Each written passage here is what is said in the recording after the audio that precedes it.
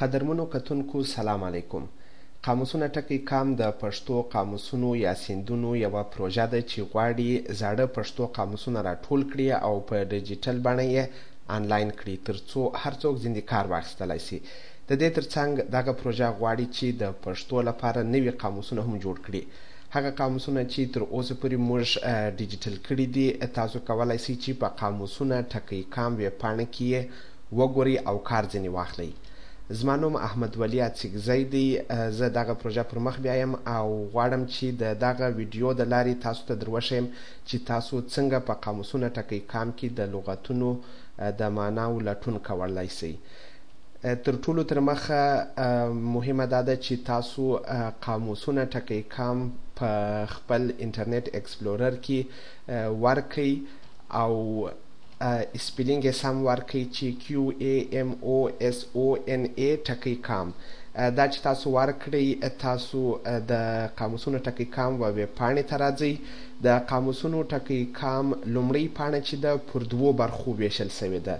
یوه دغه برخه ده چیرې چې هغه قاموسونه پراته دي چې چاپ سوي دي او موږ کنټرول کړي دي او ټوله معناوې یې سمې دي. دویمه برخه د هغو قاموسونه ده چې د زیاتره امتحاني یا ازمایښتي بڼه لري، یعنی هلته کیدلی سي چې بعضې د معنا تېروتنې هم وي.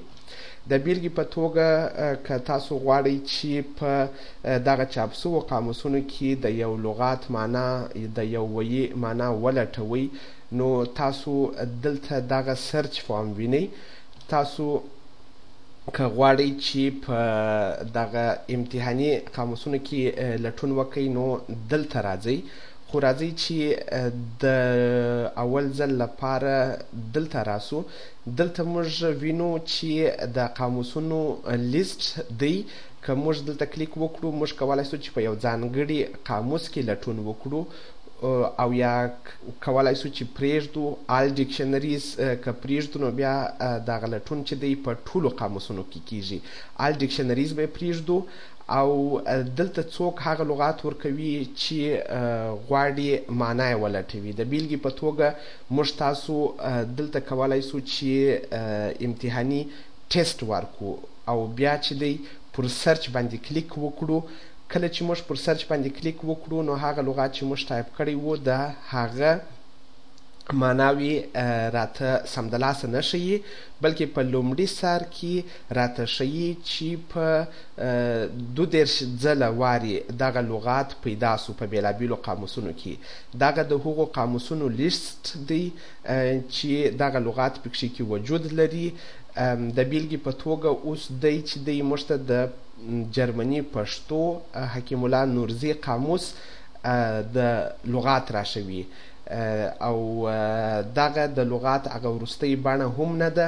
موږ کولی سو چې بل قاموس ولټوو. همیشه قاموس نوم لیکلی وي و څنګ ته یې لیکلي وي چې دغه لغات چې موږ پسې ګرځو څو وارې په دغه قاموس کې سته. اوس دلته اووه لیکلی دی.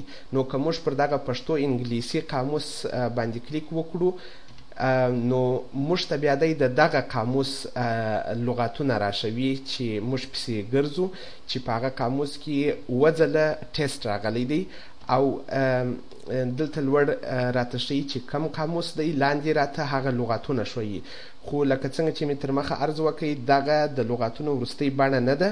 که موږ غواړو چې هغه وروستۍ نتیجې ته ولاړ سو چې په پوره تفصیل سره راته دغه لغات او معنا وښیي نو بیا موږ کولی سو چې پر هغه لغات باندې چې په شنه رنګ باندې راته ښکاره کیږي موږ پر هغه کلیک وکړو نو بیا موږ ته هغه لغات راښیي او معنا یې هم راښیي. د دې ترڅنګ کوم وخت چې تاسو لټون کوئ ستاسو د پام وي چې ګاف کم ګاف تاسو لټوئ. بعضې وخت داسې وي چې په قاموسونو کې یو ګاف کارول سوی وي او په بعضو قاموسونو کې بل ګاف. په همدې ډول تاسو د یم و موضوع ته پام وکئ. بعضې هغه زاړه قاموسونه چې دي هغه دغه نوي یګانې د پښتو چې دي هغه نه کاروي بلکې یوه یې کارولې ده. ستاسو څخه هیله کوم چې د قاموسونو ټکی کام ویب پاڼې ته راسئ او هلته د دغه پاڼې څخه کار واخلئ. هیله ده چې دغه ویډیو ستاسو لپاره کومک ګرځېدلی وي. ډیره مننه د کتلو څخه. د خدای په امان.